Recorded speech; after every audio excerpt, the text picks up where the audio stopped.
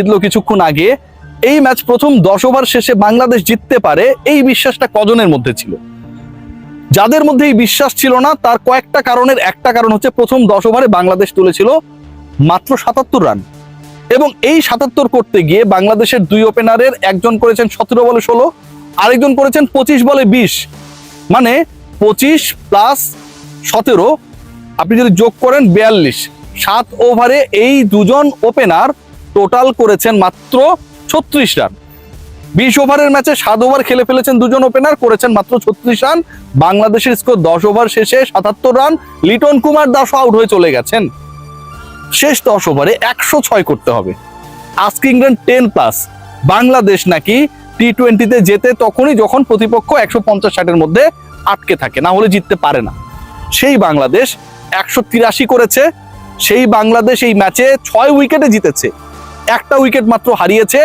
ওই লক্ষ্য 106 রানও বাংলাদেশ করেছে, তবে 10 ওভার লাগেনি, 48 বলেই সেটা করে ফেলেছে।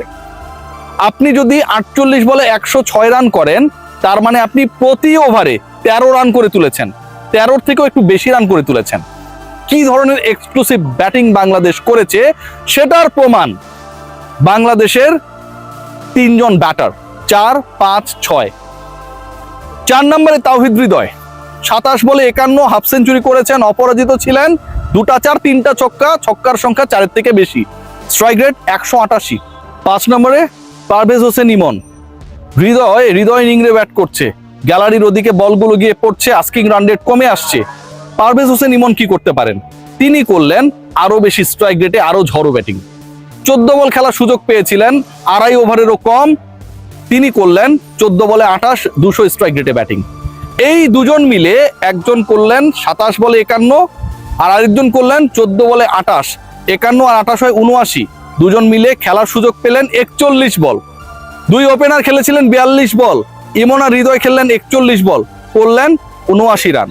বাংলাদেশের ম্যাচটা এখানটাই ঘুরে গেল। পরের যে ঘটনাটা ঘটেছে সেটা রীতিমতো আমার কাছে মনে হয় টর্নেডো, টাইফুন, সুপার হ্যারিকেন, আপনি নানাভাবে এটাকে ব্যাখ্যা করতে পারেন। সাগরিকায় নিম্নচাপের গল্প আমরা শুনেছিলাম, কিন্তু কোনো ইঙ্গিত ছাড়া যেই ঝড়টা গেছে, এবং সেই ঝড় বঙ্গোপসাগরের কাছের থেকে শুরু হয়ে এটা আছড়ে পড়েছে তাসমান সাগরের নিউজিল্যান্ডে। শামীম পাটোয়ারি ঝড়, পাটু যেদিন খেলেন সবগুলোরে সাইজ করে দেন। আজকে যেভাবে ব্যাট করেছেন, যেন পুরো চ্যালেঞ্জটা তার ছিল কিসের কি 10 ওভারে 106টা কোনো কিছু হইল নাকি? যত কম বলে সম্ভব বাংলাদেশকে জয়ের বন্দরে নিয়ে যেতে হবে। টি-20 বিশ্বকাপ বাংলাদেশ খেলতে পারেনি, ওই বিশ্বকাপের ফাইনালিস্টদেরকে যত আগে সম্ভব হারাতে হবে। শামীম পাটোয়ারির যেন পুরো দীক্ষা এবং দক্ষতা, অ্যাপ্লিকেশন সবকিছুই ছিল সেই চিন্তা থেকে।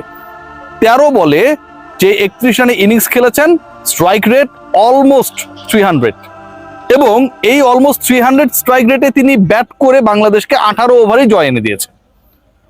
পুরো ম্যাচটা যদি আরেকটু বেশি লেন্দি হতো, সেখানটাও বাংলাদেশ যে জিততো, অপরাজিত দুই ব্যাটসম্যানের অ্যাপ্রোচ, অ্যাটাক অন্তত সেটাকেই ইঙ্গিত করে। 27 বলে 51 এবং 13 বলে 31 অপরাজিত তাওহিদ হৃদয়, শামীম হোসেন পাটোয়ারি। সো আজকের এই ম্যাচটা আমার কাছে মনে হয় একটা অন্য উচ্চতায় নিয়ে গেছে। দীর্ঘ সময় পর আপনি টি-20 খেলতে নেমেছেন, আপনি একটা স্পোর্টিং উইকেটে প্রতিপক্ষের এগেনস্টে খেলতে নেমেছেন। বাংলাদেশের টি-20 নিউজিল্যান্ড, অস্ট্রেলিয়া, ইংল্যান্ড টাইপের দলকে, তাদের BC টাইপের দলকে হারাতেও আমাদের উইকেটের সহযোগিতা লাগে, এরকম একটা ট্যাবুতে তৈরি হয়েছে। সেখান থেকে বের হয়ে এখানে 180+ স্কোর হয়েছে।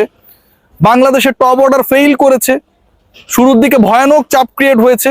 বাংলাদেশ পাওয়ার প্লেতে 44-এর বেশি করতে পারেনি, প্রতিপক্ষ প্রথম 6 ওভারে 66 রান তুলেছে।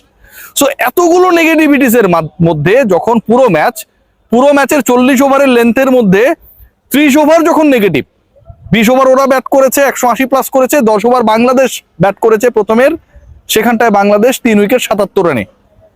30 ওভার যখন বাংলাদেশের বিপক্ষে, তখন পুরো নেগেটিভিটি আগের 30 ওভারে খেলা মাত্র 8 ওভারে ঘুরিয়ে দিয়েছেন তাওহিদ হৃদয়, শামীম হোসেন পাটোয়ারি, পারভেজ হোসেন ইমন।